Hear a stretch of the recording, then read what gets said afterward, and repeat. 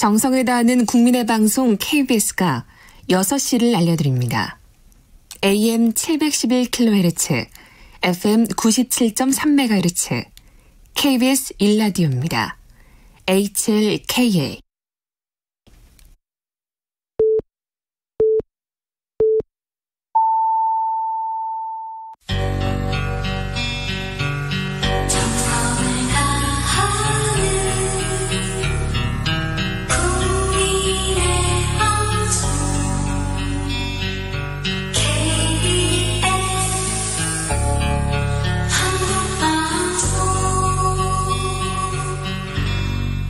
KBS 1라디오 라이브 비상대책위원회 라이브 비상대책위원회 2부 시작합니다. 코로나19 상황실로 이어갑니다. 3월 25일 수요일 코로나19 확진자는 어제보다 100명 늘었습니다. 이 중 절반에 해당되는 51명이 해외에서 들어온 분들입니다. 정부는 미국발 입국자에 대해서도 모레부터 2주일 동안은 자가격리를 실시하기로 했습니다. 이런 가운데 우리 대한민국 검사 시스템이 전 세계에서 주목받고 있습니다. 트럼프 대통령도 코로나19 진단 키트 지원을 요청했습니다. 네. 대단히 자랑스럽고 놀라운 뉴스입니다. 현장에서 애쓰고 있는 의료진들에게 감사의 박수, 그리고 사회적 거리두기 잘 실천하는 우리 모두에게, 여러분들에게 격려의 박수 올립니다. 코로나 극복하는데 정말 힘드시죠? 그런데 더 힘든 사건이 또 나왔습니다. 그래서 가슴이 좀 아픕니다. 박사방 운영자 조주빈의 이중생활이 수면 위로 떠오르고 있습니다. 조주빈이 포토라인에 섰는데 뱉은 말들이 정말 뜻밖이었고요. 그리고 조금 소름 끼쳤어요.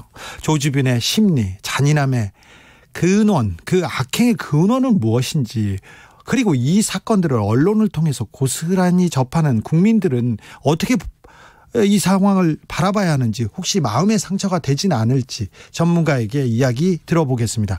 박종석 정신건강의학과 전문의 연결했습니다. 안녕하세요. 네, 안녕하세요. 네, 오늘 조주빈의 말과 행동 어떻게 보셨어요? 저는 좀 소름 끼치더라고요. 네, 제가 보기에는 현재 불리한 상황을 모면하기 위해서 치밀하고 계산적인 연기를 하고 있는 게 아닌가 생각을 합니다. 이런 상황에서 연기라고요? 네. 어떻게요? 이 사람한테 지금 중요한 거는 선악이나 양심 이런 게 아니라 철저하게 본인의 이해 득실에 따라서 행동을 하고 있는 것 같아요. 예, 다른 사람을 굉장히 교묘하게 조종하고도 죄책감이 전혀 없고, 특히 타인에 대한 공감 능력이 전혀 없는 그런 반사회적 인격장애에 해당되는 모습이 관찰이 됩니다. 죄책감이 지금 안 보입니까? 예, 전혀 그런 것들이 보이지 않습니다. 언론에 드러난 모습을 볼 때는. 네. 그래서 이 사람이 보통 보면은 자원봉사 활동도 했다고 드러난 걸로 알고 있는데요. 그런 이중적 모습이 더 조금 충격적이에요. 네, 저는 개인적으로 볼 때는 이런 모습들이 자신의 본능과 공격성을 감추기 위해 만들어낸 가면자가 아닐까 하는 생각이 듭니다. 그래서 사실 난 이렇게 좋은 사람이야 이렇게 하면서 자기의 범죄를 내적으로 정당화시키고 합리화하려는 수단으로 생각이 됩니다. 이런 잔혹한 성범죄가 사건이 터지면 언론이 다 나서서 가해자의 신변 잡기를 쏟아내지 않습니까? 그렇죠. 이거 좀 염려되는 부분은 없습니까, 전문가로서? 정신과에서는 정신분석가 융의 이론에 따르면 집단 무의식이라는 개념이 있습니다. 사회 안에서, 커뮤니티 안에서 전파되는 생각이나 인식, 개념이나 감정 등을 공유한다는 어떤 그런 이론인데요. 다른 사람의 슬픔과 공포, 분노들을 같이 느끼고 같이 내재화시킨다는 의미죠. 그래서 이런 어떤 과도한 어떤 사건의 보도로 인해서 나라 전체가 우울증에 빠질 위험도 있다고 여겨집니다. 저는 그게 좀 걱정이 되기도 합니다. 6540님이 이런 질문하셨어요. 여자는 사과할 가치가 없고 자기는 손석희 등과 같은 레벨이다. 이렇게 질문하신 분도 있는데 이분의 분석에 대해서는 어떻게 생각하세요? 그렇게 보시는 것도 이론적 근거가 있다고 생각합니다. 이 사람은 굉장한 조주빈 박사는 굉장한 나르시스트예요. 그래서 예. 여전히 이 상황에 와서도 피해자들에 대한 어떤 반성이나 죄책감보다는 현재 본인의 상황 그리고 어떤 사회적으로 내가 어떻게 보여질까 이거에만 관심이 있는 거죠. 그렇죠. 예. 네. 박사와 같이 이런 성범죄자들이 계속 좀 등장하는 원인은 뭘까요? 특별히 지금 엠번방처럼 뭐 돈 때문이기도 하겠지만 이거 개인적 일탈로 보기에는 조금 해석이 안 되는 부분이 많아서요. 제가 볼 때는 가장 큰 원인은 저희나 한국에서 그동안 성범죄에 대한 성범죄에 대한 처벌이 가벼웠다. 극도로 좀 너그러웠다는 데서 원인을 찾을 수 있을 것 같습니다. 네, 그런 측면이 있습니다. 예. 성범죄 피해자들이 겪는 고통은 상상할 수 없을 정도로 큰데 가해자들은 믿을 수 없을 만큼 관대한 처분을 받았거든요. 사실 이거는 제가 개인적으로 생각할 땐 남성에게 지나치게 관대한 성문화, 왜곡된 성의식들이 맞물려서 생긴 사건이 아닐까 이렇게 생각을 합니다.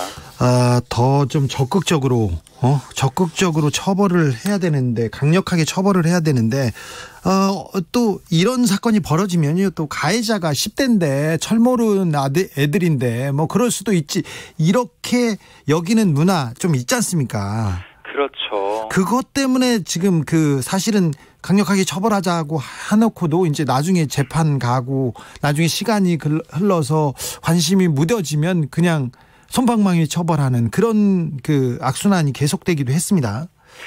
어리다고 선처를 하거나 너그러운 기준을 적용해서는 절대로 안 된다고 생각을 합니다. 왜냐하면은 이런 일을 하고도 솜방망이 처벌로 끝난다면요, 이 결과가 학습이 됩니다. 처벌에 대한 공포심이 저희 어리다고 해도 이 가해자들의 어떤 뇌의 편도체, 해마에 강렬히 각인되어야지만 이런 사건의 재발을 미연에 원천적으로 막을 수가 있고요. 특히나 가해자의 부모 입장이라면 내 자식의 미래를 위해서라도 반드시 강한 처벌을 통해서 적극적으로 교정하려는 노력을 보여야 한다고 생각합니다. 네. 굉장히 이거 걸리면 죽어. 걸리면 감옥에서 평생을 썩을 수 있어. 그러면 뭐 조금 줄어들긴 하겠죠. 네, 그렇다고 생각합니다. 선생님께서는 N번방 공범자들도 순간의 실수, 지나가다 우연히 들린 게 아니라 굉장히 계획적이고 심각한 범죄 행위를 저질렀다 이렇게 지금 분석하셨는데요. 그 이유가 뭔가요? 사람에게 있어서 죄책감을 느끼는 뇌 부위가 있는데요. 그게 안화전두피질이라고 합니다. 안화전두피질이요? 만약에 죄의식이 있었다면 이 부위와 밀접하게 연관된 전전두엽이란 부위가 활성을 했을 거고요. 전전두엽이요?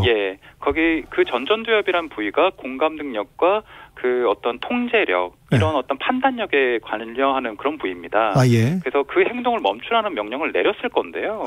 이들은 전혀 죄책감을 느끼지 않았기 때문에 이런 행동이 가능했다고 여겨집니다. 그리고 그들은 또 증거를 남길 게 두려워서 텔레그램이라는 폐쇄적인 메신저를 선택적으로 이용을 했고 암호화폐도 썼고요. 또 비트코인도 결제라는 치밀함까지 보였기 때문에 정신과적으로 의사로서 볼 때 절대로 실수가 아니라 계획적인 행동이라고 여겨집니다. 강력한 처벌만이 효과가 있다 이렇게 계속 얘기하고 있는데요. 가해자도 그렇지만 미성년자를 포함한 다수의 피해자의 정신적 고통은 어느 정도 수준이라고 봐야 될까요? 이게 사실 어떻게 보면 이 사건도 가해자한테 너무 초점이 맞춰지는 부분이 좀 있습니다. 우리나라는 사건이 터지면 가해자의 신변잡기만 이렇게 쭉 하면서 가해자 사건, 가해자 스토리만 나오고 피해자 얘기는 거의 조금 다뤄지지 않는 그런 좀 특성이 있습니다. 피해자들은 정신과적으로 외상후 스트레스 장애와 극심한 우울증을 겪게 돼요. 그리고 사건이 계속 반복해서 떠오르고 일상을 완전 마비시키는 어떤 불안과 고통에 빠지게 됩니다. 그래서 피해자들은 대인관계는 물론 학교도 못 가고 직업도 일상을 수행하기도 어렵고 가족들하고도 편하게 쉴 수가 없어요. 그래서 모든 일상 사회 전반적인 기능의 수행이 마비가 됩니다. 그리고 길을 걷기만 해도 누군가 자신의 영상을 보지 않았을까 수군거리는 것 같고 마치 자기는 피해자인데 죄인처럼 숨어야 되는 거죠. 이런 위축감과 고립감이 불면증, 우울증과 심한 경우에는 자살 시도로까지 이어지는 큰 고통을 당하게 됩니다. 저도 성폭행, 성추행 피해자 취재를 조금 했었는데요. 그 트라우마에서 벗어나지 못하고 몇 년 동안 방황하고 결국은 인생이 피폐해져 버리는 그런 친구도 봤었어요. 그래서 너무 마음이 아팠는데 이 피해자들한테 어찌할지 모르겠더라고요. 좀 심리적으로 아니면 뭐 정책적으로 좀 도와주는 심리 프로그램 같은 게 있어야 되는 거 아닌가 그런 생각해 봅니다. 네, 지금 사실 이런 성폭행 피해자들이나 어떤 또 이런 그 약간 N번방 사건에 대해서는 최소 1년에서 2년 정도에 걸친 그 상담과 약물 치료가 필요하다고 봅니다. 외상 후 스트레스와 우울증, 자살에 대한 방지를 위한 심도 있는 치료와 대책이 필요하다고 보이고요. 일상에 복귀할 수 있는 좀 가정과 지역사회의 역할이 중요하다고 생각이 됩니다. 제가 특히 좀 중요하게 생각하는 분은 네. 그 피해자분들이 또 미성년자들이 많았잖아요. 예. 이분들이 교육 공백이 생길 거라고요, 분명히. 네. 그래서 이걸 보완해 줄 수 있는 실효성 있는 정책이 필요하고요. 그 정기적으로 상담과 사회복지 서비스를 제공할 수 있는 지역사회 레벨의 어떤 시스템이 반드시 마련돼야 된다고 여겨집니다. 예, 이제는 우리가 이런 그 사회 기관망을 만들 때가 됐습니다. 정양일님, 판사님 제발 자고 우면하지 마시고 피해자의 인권 좀 제발 고려한 제발 그런 판결 부탁드립니다. 이젠 바꿉시다. 이런 얘기 하셨습니다. 3330님은 방송에서 성인물 시청을 재미있는 에피소드 삼아 얘기하고 남성들이 음담패설을 당연한 문화로 받아들여 왔던 우리 사회의 모습도 바뀌어야 될 것 같습니다. 피해자의 여러분들은 위축되지 않고 상처를 드러내놓고 신속히 치유받을 수 있길 바랍니다. 이 남자들의 그 음담패설 이거 문화 이 부분에 대해서도 조금 우리가 자각해야 되는데요. 특별히 남자들은 좀 이 문제에 대해서 좀 심각하게 받아들이고 반성할 부분이 좀 있습니다. 네, 분명히 그래야 된다고 생각을 합니다. 사실 어떻게 보면 이런 사건들은 계속 반복돼 왔거든요. 최근에 어떤 연예인의 일탈이라든가 뭐 버닝썬 사건 뭐 이런 것도 있지 않았습니까?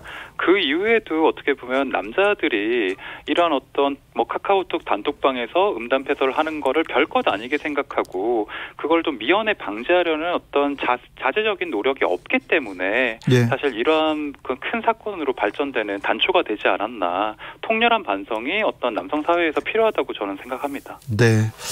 선생님 다른 얘기도 좀 여쭤보겠습니다. 코로나19가 장기화되는데 많은 부분들이 좀 답답하고 우울해하는 모습 많이 그 얘기합니다. 코로나 블루라고 얘기하기도 하는데 이거 코로나 때문에 너무 우울해요. 이럴 때 선생님 어떻게 대처해야 됩니까? 그 사실 저희 뭐 의료계에서도 이렇게까지 그 장기화될 줄은 몰랐거든요. 예. 그 스트레스와 불안이 장기화되면서 많은 분들의 일상이 완전히 무너졌어요. 그 재택근무를 되게 오래 하게 됐고 계약이 연기되고 경제적으로 주식이 엄청나게 폭락을 했잖아요. 더 어려워지고 있고요. 네.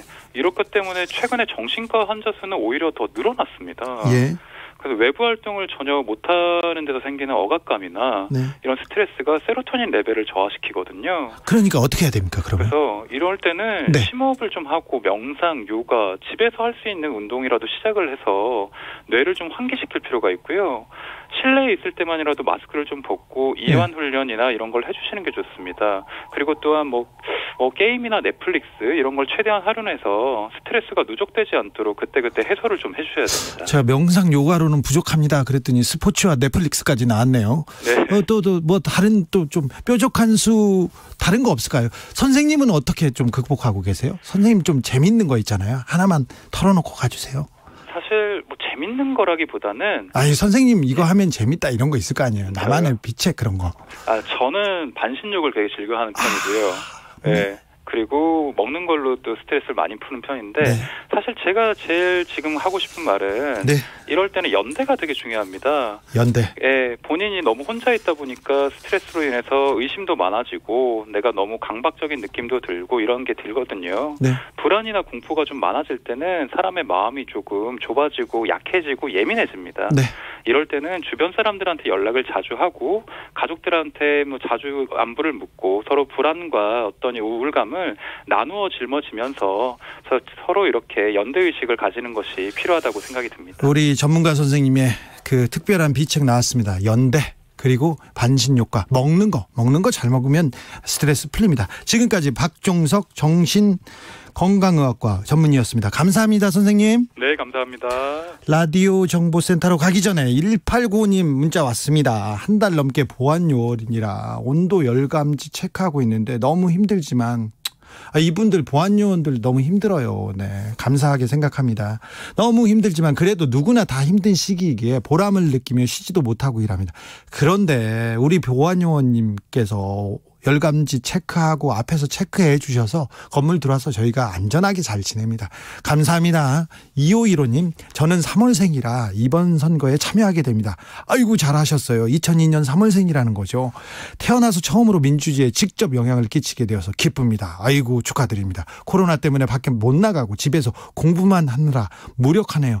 너무 공부만 하면 안 됩니다. 너무 공부만 하지 말고요. 가끔 하늘도 보고요. 꽃도 보셔야 됩니다. 네, 라디오 정보센터로 갈까요? 조진주 씨.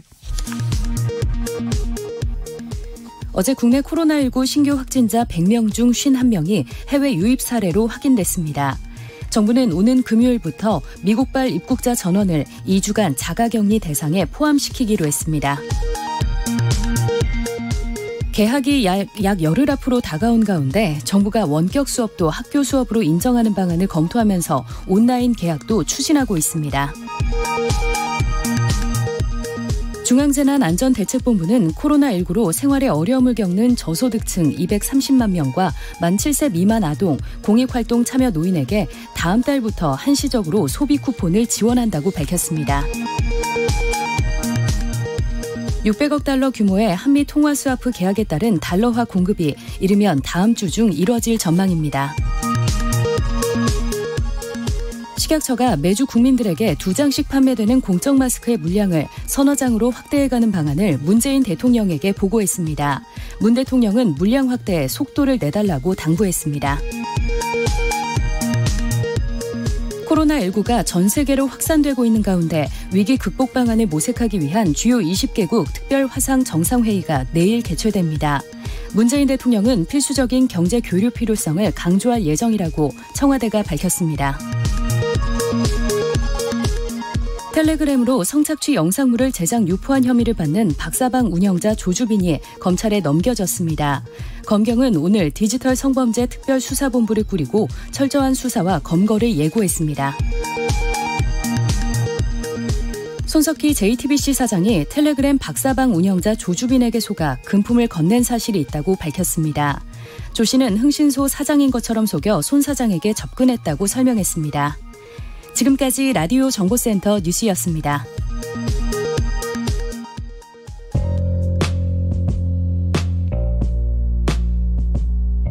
당신의 저녁은 예전 같진 않겠지만 계속 똑똑해진다.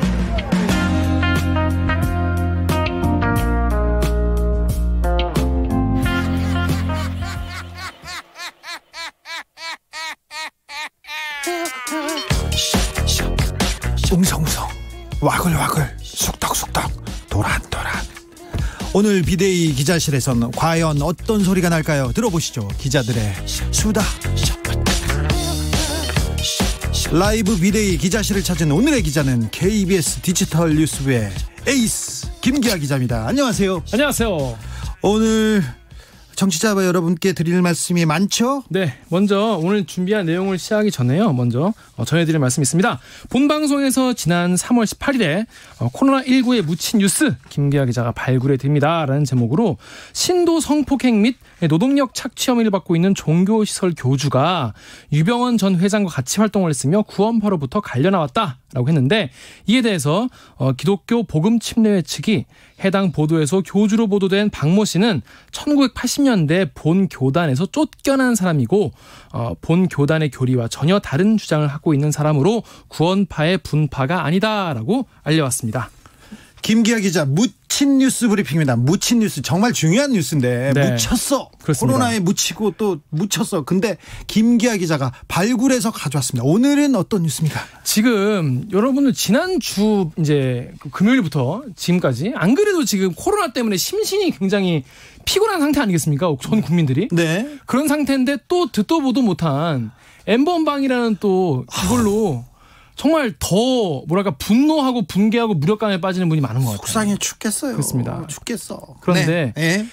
정말 죄송하지만 제가 하나를 더 말씀드리려고 더 말하려고 갖고 그래서 왔어요. 묻힌 뉴스 밝은 뉴스인 줄 알았어. 밝은 뉴스가 없어. 우리나라에 밝은 뉴스가. 네. 그렇습니다. 그 뭐냐면 그런 거 없어요? 묻힌 거 좀 찾아오면 안 될까? 좋은 거 다음엔 제가 한번 좀 따끈따끈한 따뜻한 걸로 한번 준비를 해보도록 하겠습니다. 하나는 준비해 보세요. 자, 이번에는 뭡니까? 이번에는요. 이것도 비슷한 건입니다. 네. 연예인을 시켜주겠다. 네. 그리고 이 아동과 청소년을 꼬셔가지고 예. 속여가지고 해당 학생들에게 성착취를 하고 이 과정을 불법 촬영한 치과 의사의 얘기입니다. 치과 의사의 얘기입니까? 네. 이거 뭐 잊을만 하면 계속 이런 사건이 나옵니다. 그렇습니다. 네. 이분이 예. 그냥 치과 의사가 아니고요. 예. 그 전에 치과 의사회 회장까지 했다고 합니다. 엄청 유명한 사람이겠네요. 그렇습니다. 네? 근데 이제 학생들한테 예. 걸그룹에 내가 데뷔시켜주겠다. 예. 속여가지고 미성년인 소녀 2명과 각각 성관계를 맺고 휴대전화로 이걸 촬영을 한 혐의를 갖고 있습니다. 오 마이 갓. 검찰이 이걸 기소를 했는데 청소년들에게 성적 수치심을 주고 성적으로 학대했다라고 적시가 됐는데요. 예. 이뿐이 아니라 제3자에게 돈을 주고 또 다른 미성년자와 성관계를 하게 하고 이걸 찍게 해서 이걸 받았다는 혐의도 있습니다. 박사하고 좀 비슷하네요. 그렇습니다. 이걸 이렇게 불법으로 촬영한 사진과 동영상 파일 128개를 보관한 부분도 기소가 됐습니다. 이 치과 의사 누굽니까? 어디 있습니까? 요거는 밝힐 수가 없습니다. 지금 재판 중인데 더 충격적인 건 뭐냐면은 네. 어디냐? 네. 자기 집에 있어요. 집에요? 네, 불구속 상태. 이런 끔찍한 범죄를 저질렀는데요? 그렇습니다. 게다가 더 황당한 거는 적발되고 나서도 최근까지 본인의 병원을 운영을 했다는 겁니다. 지금 병원에 가가지고 이 끔찍한 성범죄를 저지른 이런 분이 지금 치료를 하면서 다른 뭐 끔찍합니다. 생각만 해도. 최근까지 병원을 실제로 운영을 했는데 네. 당연히 이런 얘기를 들으면 아니 이거 왜 구속이 왜 안 돼요? 구속이 왜 안 돼 있나? 경찰 뭐 하고 있어요? 경찰이 구속영장을 두 번이나 신청을 했습니다. 근데 왜요? 검찰도 네. 아동, 청소년의 성착취 영상 제작 등에 대해서는 구속 수사를 원칙으로 하고 있거든요. 네. 그런데 다 청구를 했는데 법원이 이 구속영장을 모두 기각을 했습니다. 엄청 센 변호사를 쓴 겁니까? 그렇습니다. 저희 판사 이름이 뭐예요? 판사 이름. 이것도 제가 밝힐 수 없는데 네. 일단 이제 이 건뿐이 아니에요. 다른 건도 많이 있습니다. 지금 청소년의 성착취 영상 2,400여 건을 내려받은 혐의로 기소된 다른 사건도요. 지금 서울고법에서 항소심이 진행 중입니다. 이 건에 대해서도 다들 관심을 가지고 지켜보셔야 이거에 대해서 판결도 뭔가 좀 속 시원하게 나오지 않을까 이런 생각이 듭니다. 촛불 집회 때 생각해 보셨습니까? 국민이 움직이지 않으면, 국민이 깨어있지 않으면 정치인 움직이지 않아요. 정치도 움직이지 않고 이 사법도 마찬가지입니다. 법원도 바뀌지 않습니다. 저는 안 그럴 거라 생각했는데 네. 들어와 보니까 정말 이 여론 눈치를 많이 보더라고요. 그러면 진짜로. 청소년 그러니까 아동 성착취 영상 2,400건을 내려받은 사람이 있지 않습니까? 미국 같으면 한 300년 정도 나옵니다. 300년 정도 아니면 1000년도 나올 수도 있습니다. 그런데 여러분 혹시 우리는 좀 까먹고 있으실 수 있는데 예전에 그 다크웹이라고 예. 다크웹에서 미국이랑 이제 외국의 이 아동 이제 포르노 영상을 이런 거를 이제 유통시키다가 잡고 보니 한국인이었던 건 기억나시죠? 아이고, 네, 그렇죠. 웰컴 투 비디오라는 건. 네, 네. 그 건이 여러분 어떻게 되는지 뭐 잊고 계시는 분도 계시겠지만 1심에서 징역 2년에 집행유예 3년이 나왔어요. 이게 한국이니까 가능한 일입니다. 한국이가 가능한 일입니다. 자, 알겠습니다. 김기아 기자님. 네. 판사 이름 적어놓고 가세요. 알겠습니다. 안 그러면 못 갑니다. 다음 묻힌 뉴스로 가겠습니다. 다음 묻힌 뉴스도 또 못지않게 네. 속이 답답한 뉴스인데요. 현대차와 국회의원에 대한 이야기입니다. 아이고, 뭐냐면 네, 2015년에 현대차 소나타가 자꾸 미국에서 불이 나는 거예요. 예. 자꾸 불이 나고 멈추고 이래가지고 미국 소비자들이 난리가 났거든요. 그때 미국에서 큰 뉴스였어요. 난리 났어요. 근데 한국에서는 뉴스화가 되지 않았어요. 맞아요. 그런데 아무튼 현대차 엔진 문제 있다 이런 뉴스 계속 나왔습니다. 맞습니다. 그래서 어떻게 했냐. 현대차가 미국에서는 47만 대를 자발적으로 리콜을 해줬습니다. 47만 대를요? 네, 엄청 많이 한 거죠. 한국에서는요? 그래서 한국이 어떻게 했냐 보니까 2017년에 현대차가 이걸 보고 이제 국내에서도 아니 이거 한국 차도 같은 차인데 네. 문제 있는 거 아니냐고 하니까 국내 차량은 문제가 없다. 이런 공식 입장을 냅니다. 정부에서 뭐라고 했어요? 정부에서 그래서 국토교통부가 이상한 거예요. 아니 같은 차인데 똑같은 엔진인데 그렇죠. 문제 있는 거 아니냐 해서 조사에 착수합니다. 네. 그래서 조사 결과를 발표하려는 찰나에 현대차가 늑장 리콜을 합니다. 그때 이제 그제서야 자, 그 정부가 움직여야지. 그래서 리콜했어. 근데 리콜했는데 이게 네. 현행 법상 이게 불법이에요. 왜냐하면 현행 법상 어떻게 됐냐면 제조업체가 결함을 스스로 알고도 조치를 즉시 안 하면 10년 이하의 징역이나 1억 원 이하의 벌금에 처하게 되어 있습니다. 그렇죠. 결함을 알고 즉시 조치를 해야죠. 자동차는 안전, 생명하고 직결된 문제 아니에요. 그렇습니다. 네. 당연히 그러면 이게 소비자들, 그러니까 한국 소비자들의 목숨이 걸려 있는 문제인데 네. 이거를 안 하고 있다가 늑장 리콜하면 이렇게 법적 처벌을 받게 돼 있는데 네. 그래가지고 정몽구 회장이 검찰 수사 대상에 올랐습니다. 올랐는데 그런데 현대차가 억울하다는 겁니다. 예. 왜냐? 지체 없이 시정해야 되는 처벌 규정이 좀 모호한 거 아닙니까? 그리고 또 늦긴 했지만 스스로 했으니까 좀 이거를 뭐 그렇게 잘못 크게 한 건 아니지 않냐 이런 입장이에요. 네. 뭐 여기까지는 뭐 현대차 입장이니까 뭐 그럴 수 있죠. 현대는 그렇게 얘기할 수 있다는 거예요. 그렇게 볼 수 있는데 검찰이 관련해서 압수수색을 하고 석 달 뒤에 국회에 법안이 2개가 올라왔습니다. 법안이 김상훈 미래통합당 의원 그리고 민경욱 미래통합당 의원이 어떤 내용입니다. 온 건데 뭐냐면 늑장 리콜을 처벌하는 조항을 없애. 아니 그걸 낸다고? 네, 지금 검찰에서 조사를 받고 있는데 그 와중에 지금 우리 국회의원들 일도 안 하는 국회의원들이 갑자기 일을 해가지고 바짝해서 늑장 리콜은 괜찮다 이런 법안을 냈다고요? 네. 거기다가 네. 정부의 리콜 명령을 따르지 않을 경우에만 처벌한다는 내용이에요. 네. 자 이거 빠져나가라고 현대차 빠져나가라고 김상훈 의원님이 하셨네요. 네. 민경욱 의원은요? 네. 같이 이거를 이제 하나씩 대표 발의를 했는데 네. 민경욱 의원도 같이 했어요? 네, 같이 했습니다. 네. 근데 김상훈 물어보니까 이거 왜 이런 걸 했냐라고 하니까 네. 이게 정부의 책임도 있는데 정부의 책임은 피해가고 무조건 제작사에게 책임을 과도하게 넘기는 그런 법안이 아니냐 이런 얘기하고 또 리콜은 또 국내 연구기관이 직접 조사를 하고 판정을 해야 공정한 거 아니냐 이런 얘기를 해요. 그 민경욱 의원은 기자가 이렇게 물어봤거든요. 갔더니 뭐 다음에 얘기하자. 다음에 인터뷰하자. 이러고 이제 도망을 다니는 거예요. 나중에 미니언 측 관계자한테 다시 물어봤습니다. 그랬더니 제조사들이 다 뛰었다 이런 표현을 써요. 뛰었다. 국회에서 뛰었다. 로비했다. 했다는 얘기죠. 로비를 받아들였다. 그럼 그렇죠. 시인한 거네요. 뭐 거기까지는 뭐 제가 근데 이런 이제 그 워딩이 나왔어요.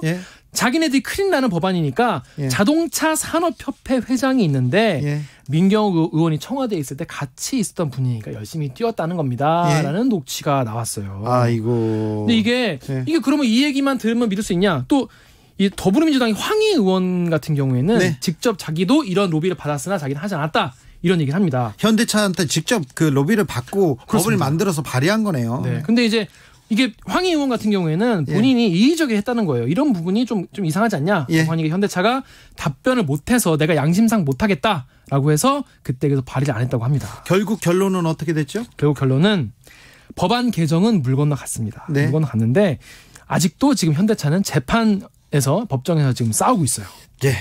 그래서 지금 총선 치러지면은 또 새로운 국회가 생길 텐데 그때 되면 또 이런 법안이 나올지 또 모르죠. 국민의 생명과 안전은 뒷전이고 현대차, 기업, 재벌의 이익만 앞에 두고 뛰는 우리 국회의원들 참 한심합니다. 네. 정말 여러 가지 이슈가 많지만 이런 거는 좀 알려져야 되지 않나 싶어서 가져와봤습니다. 치과 의사 이름하고요. 판사 이름은 적어놓고 가십시오. 알겠습니다. 네. 기자들의 수다.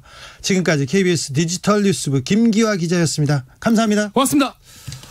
KKKL님 구속이 문제가 아니고 의사면허 취소하고 얼굴 공개해야 다른 피해자 안 생기죠. 이거 신상 공개가 이런 사람들한테 필요합니다. 이 치과 의사 전 회장님 이런 사람들 공개해야 또 다른 피해자 안 생깁니다. 3330님 너무 짜증나서 밥 준비하다가 맥주 땄어요. 드셔야죠. 아이고 드세요. 네, 밥은 하십시오. 네, 1030님 주진우 씨 미성년 성착취는 강력히 처벌해야 합니다. 그렇습니다. 40년 전 13살에 당한 피해자인데 결혼도 중학교도 졸업 못하고 평생을 자책하면서 살아가고 있습니다. 네. 강력히 처벌해야 됩니다. 퀴즈 관련 문자도 많이 왔습니다. 1613님 그레고리 맨큐 지금 뭐라 해야죠? 우리나라도 바른말 하는 진짜 보수가 절실합니다. 네. 1315님 1번 맨큐 그 사람 경제학 결혼서를 가지고 있는데 그 책에서는 최저임금제를 삐딱하게 보는 뉘앙스를 풍기는 걸로 기억합니다. 맞습니다. 그런데 그런 사람이 기본소득제를 주장하고 있다는 것이 신기합니다. 그럴 정도로 지금 위기고, 그리고 그럴 정도로 사회기관망을 지금 국가에서 그 돈을 줘서라도, 기본소득을 줘서라도 지금 그 지켜야 된다고 하는 겁니다. 0105님, 1번 맨큐 형님. 몇 년 전 제 인생에 주식 반토막 난 이후 가장 큰 좌절을 경험했었는데요. 다신 제 인생에 반토막이 다가올 줄은 몰랐습니다. 아내랑 작은 식당을 하는데 코로나 이후 매출이 반의 반토막입니다. 진짜 우울하고 힘 빠지네. 힘을 주세요. 힘내세요. 지금은 전 세계가 어렵습니다. 서로 토닥이면서 힘을 주면서 연대하면서 이 고비를, 이 고통을 잘 벗어났으면 합니다. 힘내주십시오. 교통정보센터로 가겠습니다. 김은아 씨. 네, 퇴근길 안전이 우선인 점 잊지 마셔야겠습니다. 남해고속도로 부산 방향 진성 1차로에서는 1시간째 화물차 관련한 사고를 처리하고 있는데요. 이 영향으로 일대 4km 구간에서 정체가 심합니다. 더 가서 대저분기점에서 덕천까지 밀리고 있습니다. 영동고속도로 인천 방향 둔내 1차로에서는 사고가 나 조심하셔야겠고요. 다시 동서원에서 광교터널 부근과 군자분기점에서 영동선 시점까지 밀리고 있습니다. 제2경인고속도로 성남 쪽인데요. 남동 부근에서 난 사고는 처리가 끝났지만 인천 시점부터 6km 구간에서 정체가 더 심해졌고요. 서창분기점 일대 1km 구간과 안현분기점에서 광명까지도 막히고 있습니다. 반대 인천 쪽은 일직분기점에서 광명 부근, 서창분기점에서 문학까지 밀리고 있습니다. 서울 시내는 강변북로 구리 방향인데요. 반포대교와 한남대교 사이에서 사고가 났습니다. 2개 차로가 막혀 있어서 마포대교부터 천호대교까지 가는데 1시간 15분 정도 걸리고 있습니다. KBS 교통정보센터였습니다.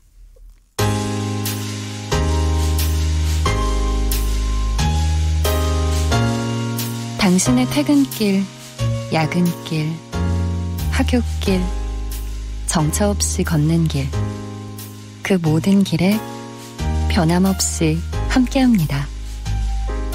KBS 1라디오 라이브 비상대책위원회.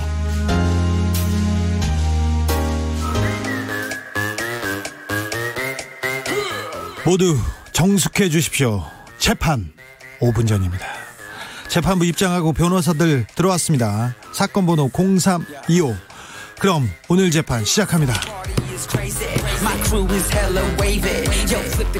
오늘 재판 함께할 두 변호사 소개하겠습니다. 양지열 변호사 출석하셨습니까? 네, 안녕하세요. 양지열입니다. 박지훈 변호사 출석하셨나요? 네, 안녕하세요. 박준입니다. 네, 이 이야기 안 할 수 없습니다. 텔레그램 엠번방, 박사방, 아유, 이 문제가 지금 사회는 물론 정치권까지 뒤흔들고 씹어먹고 있습니다. 네, 오늘 조주빈이 검찰에 송치되기 전에 이런 말 했습니다. 멈출 수 없었던 악마의 삶을 멈춰줘서 감사하다. 전 이 말이 더 소름 끼쳤어요. 왜 이런 소란에, 그 다음에 버닝썬, 박사방 이렇게 왜 계속되는 건지 오늘 재판에서 조금 다뤄봐야 될 것 같습니다. 소라넷이 1990년, 2000년 정도로 제가 알고 있는데 그때부터도 사실 문제가 됐습니다. 그런데 처벌이 안 되고 계속되더라고요. 제대로 된 처벌이 된 적이 별로 없어요. 예. 법하고 또 법이 아니면 그 사법당국의 처리하고 현실하고가 안 맞았지 않을까 생각이 들고, 그렇게 커져서 이 박사방까지 지금 온 상황이 아닌가. 지금이라도 여기서 끊지 못하면요, 더 큰 어떤 범죄라든지 더 큰 나쁜 일로 전 접어들 것 같아서 지금이라도 이렇게 된 건 어쩌면 좀 다행이다 생각도 듭니다. 저는 약간 오늘은요, 이 나오는 얘기들을 쭉 읽으면서 읽어야 하는 제 직업이 좀 원망스러웠어요. 이런 내용까지 내가 자세히 알아야 될까? 뭐 이런 생각이 들 정도로 이게 같은 인간이 할 수 있는 행동들이 아닌 것들이 너무 많더라고요. 아주 구체적인 내용을 들어가면. 네. 근데 그런 것들을 돈을 줘가면서까지 보려고 했던 사람이 몇만 명이 된다라는 게 좀 솔직히 받아들이기 힘든, 인정하기 힘든 현실이었는데. 그런 사람이 많습니다. 그리고 그 사람들이 돈을 주고 본 게 아니라 어떻게 보면 돈을 주고 어떤 영상을 찍어라, 어떤 영상을 원한다 하면서 이렇게 방조하고 도왔다는 것도 그것도 너무 충격적이었는데 범죄 수익이에요. 어떤 순간인가 이 많은 사람들이 그 일종의 분별력이라고 하는 걸 아예 상실해 버린 게 아닌가. 그러니까 약간 우리가 흔히 하는 말로 이건 단순한 어떤 음란물들이 아니잖아요. 예. 이게 인간에 대한 정말 폭력 중에서도 최악의 폭력을 특히 어린아이들을 포함해서 한 것인데 이게 이렇게까지 광범위하게 퍼져 있었다? 이거는 단순히 뭐 박 변호사나 저같이 이런 법률가들이 논할 얘기가 아니라요. 정말 사회심리학자들이 나서서 뭐가 우리 사회에 이렇게 문제인지를 좀 씻어내야 될 수준이라고 보여요. 재판의 쟁점으로 좀 가겠습니다. 네. 그런데 가입자, 조주빈의 신원은 공개됐습니다. 그러면 가입자들 돈 내고 거기에 그 방에 들어갔던 가입자들의 신상 공개는 가능합니까? 좀 했으면 좋겠어요. 저는 개인적으로. 가능하지 않다는 얘기입니까? 그러면 지금 너무 하고 싶은데 예. 법을 따져봤을 때는 만만치는 않을 것 같아요. 일단 법을 적용하려면 특정 강력범죄 내지 아니면 성폭력 처벌법이 적용이 돼야 됩니다. 성범죄가 돼야 되거든요. 성범죄잖아요. 근데 이 사람들은 성범죄를 저질렀다기보다는 뭐 아동 음란물 소지죄라든지 그 성폭법에 해당하는 성범죄는 아닐 가능성이 높아 보이거든요. 그래서 이거 범죄 단체 얘기도 하고 있고 지금 조주빈이나 이 사람들하고 최소 공범 내지 방조 정도 돼야지만이. 공범이잖아요. 조주빈한테 그런 영상을 가져와라. 그렇게 어찌 보면 청탁을 하고 어떻게 보면 그렇죠. 돈을 주고 시킨 거일 수도 있어요. 그렇게 갑시다. 그렇게 가고 싶어요. 그렇게 갑시다. 근데 이제 박 변호사 얘기를 조금 전에 한 거 두 분의 얘기를 조금 중간 지점에서 합의를 찾자면 네. 이게 그냥 가입했다고 하는 사람들 중에 그 단계가 좀 많이 나뉘어지더라고요. 네. 그러니까 유료 가입자들도 있고 그냥 유료까지는 안 간 사람도 있고 유료 내에서도 많이 달라져서 심한 경우에는 얘기하신 것처럼 직접적으로 피해자에게 어떤 행동을 구체적으로 지시를 직접 했던 경우들도 있거든요. 예. 이런 경우는 저도 제작과 관련한 공범까지 갈 수 있다고 보고요. 또 조주빈 말고 조주빈의 직접적인 일당이라고 볼 수 있는 게 일부 언론에 따르면 14명 정도를 간추릴 수 있어서 이 경우에는 이제 범죄 단체를 조직한 걸로 보자.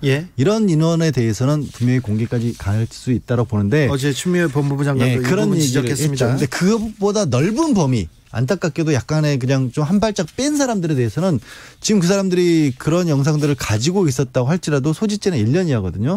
지금 법으로는 안 돼요. 이게 안 된다는 말씀을 드리면서도 제가 참 죄송스러울 따름인데 왜 죄송스럽다면 우리 소지죄도 이런 문제가 있는 것 같아요. 지금 일반 음란물이랑 지금 문제가 되는 성착취 영상은 너무 다른데 우리는 그런 것들이 좀 구별이 잘 안 돼 있어요. 그러니까 일반 음란물부터 시작해서 모든 것이 다 마치 그냥 다 무조건 막아야 될 것처럼 하다 보니까 정작 중요한 것들을 놓치는 그런 부분도 있거든요. 이런 정말 악질들에 대해서는 엄단을 해서 좀 확실하게 잘라내는 그런 조치가 필요할 예상을 못한 거예요. 우리는 음란물이 음란물 중요 법으로 분리하는 거는 아동 음란물이냐 아니냐. 아동 음란물을 만약에 다운로드 받아서 소지한다면 아동 청소년 성보에 관한 법률 이른바 아청법에 따라서 이제 규제를 하는데 지금 양 변호사 설명처럼 그 형량 자체가 1년 이하의 징역 또는 2천만 원의 벌금 정도에 해당하거든요. 근데 이 신원을 공개하려 그러면 성폭력 처벌 특례법으로 가야 됩니다. 성범죄에 최소한 해당해야 돼요. 조주빈이가 했던 것처럼 음란물을 직접 제작하거나 반포하거나 그 정도는 돼야 되는데 그 정도 되기에는 공범적 요소가 있어야지 가능하기 때문에 그것까지 좀 확인해야지만이 이 신원 공개 여부를 판단할 수 있을 것 같습니다. 3330님 이런 의견 주셨어요. 이런 일 있을 때마다 국민의 법감정과 실정법 사이의 간격 너무 크다는 점 무력감을 느낍니다. 이렇게 얘기합니다. 그렇네요. 법무부가 검찰에 엄정 수사를 지시했습니다. 뭐 검찰에서도 열심히 수사하겠다고 하고요. 경찰에서도 열심히 수사하겠다고 합니다. 그런데 검찰과 경찰 사실 이런 사건이 있는지 알았잖아요.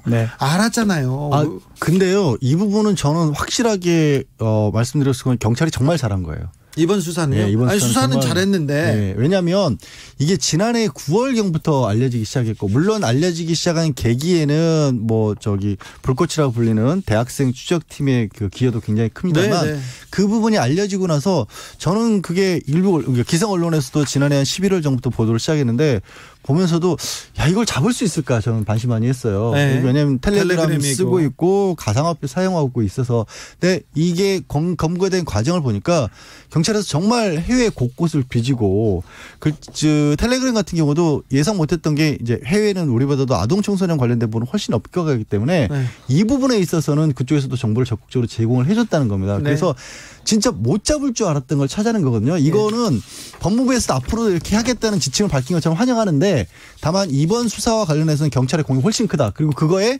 괜히 나중에 와서 검찰이나 법무부에서 이거 그냥 같이 묻어가려고 하지 말고 더 잘했으면 좋겠다. 범죄단체 얘기를 지금 하는데 원래 범죄단체는요.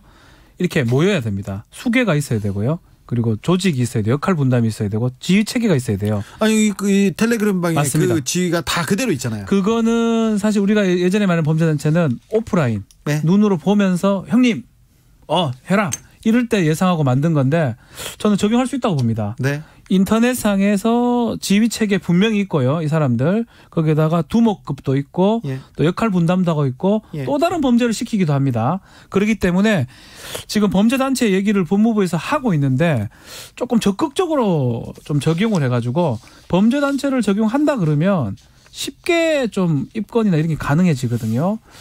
그래서 좀 적극적으로 좀 필요가 있지 않을까 생각돼 봅니다. 아까 신상공개도 약간 어렵고 이것도 적극적으로 지금 법을 적용해야 되고 이런 걸 보니 이 기회에 특별법 만들자. 그래서 좀 이번 기회에 이런 사건, 이런 디지털 성범죄 사건 그렇죠. 이제는 그 뿌리 뽑자 이런 계기를 만들자 이런 주장이 있는데. 아니 특별법까지 안 가더라도요. 네. 기존에 있는 법이라도 지금 아청법과 관련해서 아동을 이용한 그런 성착취 폭력물 저는 폭력물이라 부를래요. 그냥 네. 폭력물 같은 경우에도 법정형은 있는데 양형 기준조차 마련이 안 돼 있었어요. 예. 그러니까 이런 걸로 실제 재판을 하리라고 예상도 못 하고 있었던 게 우리 현실이거든요. 특별법 얘기할 필요도 없이 있는 법이라도 제대로 정비를 했으면 좋겠다. 근데 안타까운 마음은 아시겠지만 늘 말씀드린 것처럼 법은 소급해서 할 수는 없기 때문에 앞으로의 예방을 위해서 필요한 겁니다. 그렇죠. 이 법원에서 판사들이 저도 얘기를 좀 나눠봤어요. 이거 관련해서 왜 양형이 약하냐. 사실 아동 음란물 제작 반포하면요 7년 5년 이상 무기 살인죄에 가까워요. 그럼 그만큼 처벌해야 될 거 아니에요. 근데 그런 경우가 거의 없잖아요. 거의 실형 나오는 게 20%도 안 됩니다. 왜 그렇죠? 그래서 왜? 물어봤어요. 제가 네. 판사들은 다는 못 물어보고요. 네. 일부 판사한테 물어보니까 실제로 성범죄가 일어나는 그러니까 신체적으로 일어나는 거 하고 인터넷상에서 온라인상으로 일어나는 거 하고 좀 차이가 있는 거 아니냐라고 느끼는 것 같아요. 그러니까 법이 아니면 사법당국이 그 현실을 많이 뒤처져 있는 게 아닌가. 그러다 보면 양형 기준도 없을 뿐더러 네. 실제로 성범죄 하는 거하고 이거는 더 강하지만 인터넷에서 뭐 올리는 거는 뭐 나쁜 거긴 하지만 그렇게 크게 처벌할 건 아니다. 이렇게 생각하는 것 같아요. 법조계도 그렇고 지난번에 이제 최근에 문제가 된 것처럼 이미 그 국민청원을 통해서 국회에서 법안이 만들어질 뻔했는데 그 과정에서 국회의원들이 이게 뭐가 필요하냐는 식으로 반응한 게 나왔어요. 네, 그런 법사위에서 얘기들이. 도대체 엠번방이 뭔지도 모르겠다는 얘기를 예. 그 얘기에서 하고 있잖아요. 예. 그러니까 관심이 부족해서일 수도 있고 예. 두 번째는 그분들이 알기에는 이런 그 어떤 인터넷 공간에서 벌어지니 얼마나 심각한지를 모르고 있을 모르는 수도 것 같아요. 있어요. 그렇죠. 진짜로 심각한지를. 우리 그러니까 국회의원들 세상 물정 모르고요. 그러니까요. 우리 법원은 더 모르는 것 같아요. 그러니까 너무 위에서 둥둥 떠가지고 네. 이 실제로 어떤 일들이 그 컴컴한 그늘에서 벌어지고 있는지를 몰랐기 때문에 이거는 그런 막연한 연결하기는 생각을 그렇지만 20대나 뭐 30대, 10대까지 왜 정치 무관심하냐면 전혀 이해를 못 한다는 거예요. 그걸 뭐 알아라는 건 아니면 게임 어른까지 다 모여 국회의원들 모여 앉아가지고 그 젊은이들 하는 게임 하라는 건 아니지만 최소한 알아야지만이 입법을 할 수 있고 최소한 알아야지만이 사법당국이 처벌할 수 있는 거거든요. 네. 그런데 이해도가 너무 떨어지는 게 아닌가 이 생각이 듭니다. 그런 생각 해봅니다. 투표가 중요하다는 생각도 또 해보고요. DY2님. 참았었는데 오늘은 막걸리 마셔야겠다. 네. 코로나19 때문에 우울한데. 네. 사회적 거리두기요. 네. N번방 사건 접하면 또 씁쓸해집니다. 김사연님, 이러니 누가 결혼하고 누가 딸을 낳고 싶겠습니까? 무섭습니다. 그런데 우리 사회가 코로나19를 극복해 나가는 이런 걸 보면 우리 국민이 얼마나 위대한가 이런 생각도 하다가 우리 사회가 너무 좀 고통스러운, 어찌 보면 굉장히 어두운 면이 너무 많이 보이기 때문에 출산율이 이렇게 떨어지고 자살률이 높다 이런 생각도 해보아서 좀 착잡한 생각이 많이 듭니다. 네. N번방 박사 그다음에 우리 그 박사 그리고 그다음에 갓갓이라는 사람도 있고요. 와치맨도 있어요. 와치맨. 조주빈도 나왔는데 그 다 이게 수많은 방, 수백 개의 방 중에 한 사람인 것 같아요. 더 많아요. 더 많은 것 같아요. 네. 그 박사방은 한 방의 운영자예요. 그렇죠. 와치맨은 전 운영자였습니다. 이 와치맨 이 사람도 운영자긴 한데 이 사람 이 건으로 조사받고 재판이 된 게 아닙니다. 아직 안 받고 다른 건이었죠. 다른 건이 뭐냐면 공중 화장실에서 촬영했고 그것을 수천회 해가지고 유포했던 혐의거든요. 예. 그거 재판 받으면서 지금 검찰에서 3년 6개월 구형을 했습니다. 예. 근데 이제 이런 게 드러났죠. 아마 검찰이 지금 알았거나 아니면 조주빈을 통해서 와치맨까지 연관성을 발견한 것 같습니다. 예. 보강 수사를 지시했고요. 예. 수사가 된 다음에 합쳐서 다시 공소 제기라든지 아니면 다시 구형을 할 걸로 지금 보입니다. 이게 어떻게 보면 점점점 이런 어떤 어둠의 세계에도 진화한다고 할까 좀 달라져 왔던 게 과거에는 대놓고 그냥 인터넷 홈페이지 웹사이트를 운영을 했다가 그게 막히니까 해외에 있는 사이트들의 한쪽 면을 차지하면서 했다가 그것도 막으니까 텔레그램이라는 건 사실 메신저 서비스잖아요. 네. 우리 카카오톡 하듯이. 그런데 그 대화방 안에서도 동영상 공유가 가능하다는 걸 알게 되니까 그거를 통해서 기존의 뭐 소라넷이나 이런 해외의 어떤 음란 사이트에 있던 것들을 다 공유하는 방법을 생각해낸 게 와치맨이고요. 예. 그 와치맨이 그런 플랫폼을 만든 이후에 갓갓이라든가 박사 같은 사람이 실제로 운영을 했던 거고 지금 경찰에서 잠정적으로는 비슷한 형태의 것들이 한 100개는 되지 않을까라는 얘기까지 나오고 있거든요. 그러니까 제가 아까 말씀드렸던 것처럼 이게 뭔가 무조건적으로 뭔가를 모두 다 잡으려면 오히려 이런 악마들이 더 숨을 수 있거든요. 얼마나 더 이런 고통스러운 얘기를 계속 이어가야 되는지 잘 모르겠습니다. 그리고 이제 이 N번방 같은 경우, 박사방 같은 경우는 조금 제가 개인적으로는 이 부분을 더 들여봐야겠다 싶은 게 가상화폐를 통해서 모은 게 오늘 언론에 나온 것은 10억이다 32억이다 이런 얘기도 나오거든요. 그럼 그 가상화폐를 어떻게 바깥으로 끌어내서 돈 세탁을 해서 썼을까. 이게 조주빈 한 사람이 이렇게 할 수 있는 문제가 아닐 것 같아서. 집에 뭐 1억이 넘는 돈 현찰이 있는 걸 보면 뭔가 그거를 세탁해서 현찰로 바꿀 수 있는 능력을 가진 조직이 있지 않을까요? 전 그래서 그것도 좀 의심스러워요. 범죄단체가 그런 의미의 범죄단체 있지만 지금 말한 것처럼 조주빈이 말고도 여러 명이 개입될 가능성 그리고 성 관련된 것만 있는 게 아닌 것 같아요. 사기라든지 여러 어떤 나쁜 거 골라서 다 한 것 같아. 사회적 악적인 행동은. 암호화폐 관련자들을 저녁부터 만나기 시작해야 되겠습니다. 네. 김경수 지사 재판부가 바뀌었는데 사건 전반에 대해서 양쪽 의견을 다시 들어보겠다 이렇게 새 재판부에서 얘기했네요. 이 과거 얘기해야 됩니다. 네. 제가 여기서 했나요? 뭐 여기서 또 했어요. 너무 많이 하니까 여기서 했을 것 같은데 틀만 나오니까. 전임 그 재판장이 차문호 부장입니다. 네. 그리고 제가 그때 우리 양절 변호사가 계속 저렇게 해서는 안 된다. 네. 여러 가지 이렇게 바꿀 걸 얘기하면서 재판을 연기를 해버렸거든요. 네. 원래 2번 연기했어요. 크리스마스 한 번 하고 2번 연기를 또 연기를 하면서 결국은 제가 얘기했어요. 딴 데 갈 거다 안 할 거다 네. 본인은. 결국은 재판만 공전돼 버린 결과예요. 그리고 이상한 결론을 내놓고 갔잖아요. 그렇죠. 뭔가 메시지를 주고 갔고. 네, 이상한 메시지. 어쨌든 새롭게 재판을 한 상황. 다만 다행인 거는 김민기 판사가 주심으로 남아 있어요. 네. 아마 그 판사가 모든 걸 봤기 때문에 그 김민기 판사가 원하는 대로 될 것 같긴 한데 일단은 3심이기 때문에 재판장 함상훈 재판장이죠. 재판장하고 다 새로 재판을 봐야 되는. 아주 뭐 이상한 현상이 지금 재판을 그러면 처음부터 다 다시 본다는 건가요? 다 다시는 아니고요. 정확하게는 이제 혹시 이제 잊으신 분들이 있으실 수 있으니까. 그러니까 우리는 재판 뉴스가 너무 많아요. 그러니까 김경수, 이명박, 박근혜, 국민들이 이런 걸 왜 해야 됩니까? 임종원, 양승태 그렇죠. 그러니까 차문호 부장판사가 정말 희한한 행동을 했어요. 재판부가 재판에서 판결을 하지도 않으면서 내가 봤었을 때는 킹크랩 시온에 김경수 지사가 참여를 했던 것 같다. 본인이 결론을 내고 온 것 같다. 네. 그러면 사실은 굉장히 유죄 심증이 굳혀지는데 그렇게 얘기를 안 하면서 그럼에도 불구하고 내가 좀 궁금한 것들이 몇 가지 있는데 검찰하고 변호인은 이 부분은 더 추가로 성명을 해봐라 라고 얘기를 하는 바람에 아니 저렇게 심증을 드러내는 것도 이상하고 그리고 재판장이 대놓고 나 이거 궁금하니까 당신들이 이거 알아봐 이렇게 하는 것도 되게 희한한 상황이었거든요. 근데 이번 새로 재판부가 바뀌면서 우린 그거 못 받아들이겠다. 그거 됐고 그리고 그 대신에 그동안 재판에서 당신들이 주장해왔던 것이 뭐였는지 요약 정리를 해봐라. 다 해봐라. 대신에 증인신문까지 새로 하진 않겠다. 이렇게 한 겁니다. 아, 네. 박근혜 전 대통령 파기환송심 재판도 열렸습니다. 이거 재판이 이거 뭐 길게 따질 일은 아닌 것 같은데요? 네. 그러면도 마무리는 안 될 것 같아요. 오늘 지금 4시 10분에 재판이 됐는데 제 생각에는 조금 더 걸리지 않을까 생각이 듭니다. 뭐 따질 게 더 있나요? 아, 원래는 그 대법원에서 파기환송을 했을 때 박 전 대통령에 대해서 할 때는 그 뇌물죄는 공무원에 대해서 선고를 할 때 뇌물죄와 관련된 부분 따로 떼서 그러니까 23년이라고 하지 말고 무슨 죄로 20년 그리고 뇌물죄로 3년 예를 든 겁니다. 이런 식으로 선고를 해라 그래서 그것만 정리해라고 내려보냈기 때문에 금방 끝날 줄 알았거든요. 근데 중간에 문제가 생겼어요.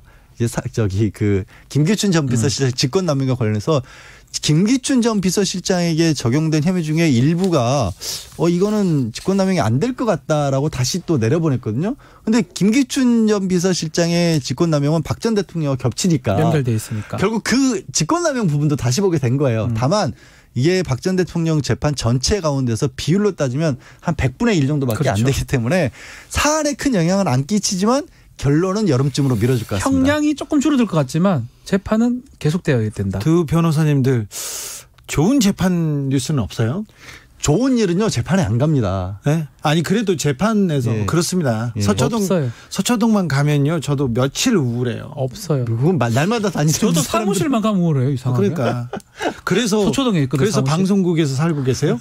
아이 또 그렇게 말하시면 나는 그런 건 아니고요. 가면 우울한데 그래도 이런 뉴스를 전해줘야 되는 게 좀 안타깝습니다. 좀 죄송하기도 하고요. 좋은 얘기도 많은데. 그래서 밤에 음악 드시는 거예요? 네, 음악으로 힐링하고 있습니다. 그 음악 저도 같이 듣고 싶어요. 네, 김어준한테 놀란 가슴 주진우로 힐링하십시오.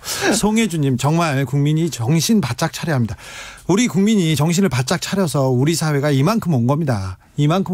법관들도 이만큼 정신 차린 거고요. 검찰도 경찰도 그리고 정치인들도 마찬가지입니다.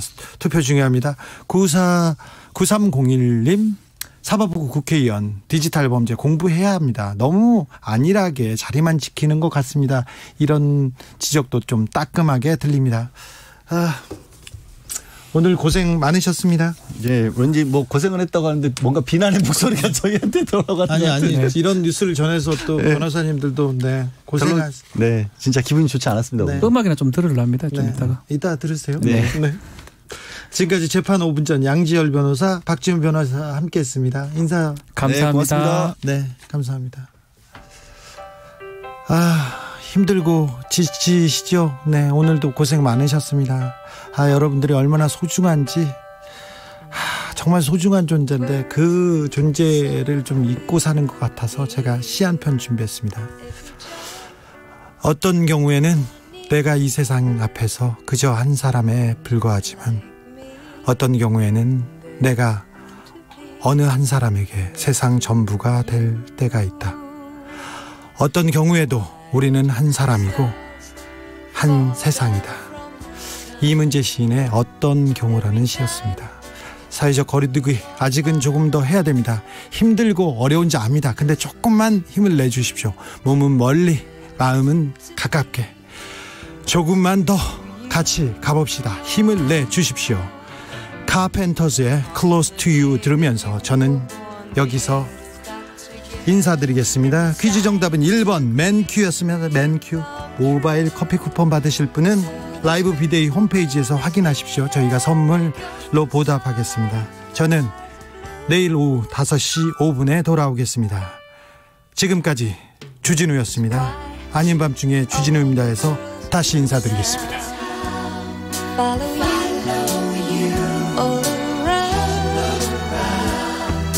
Just like me, they long to be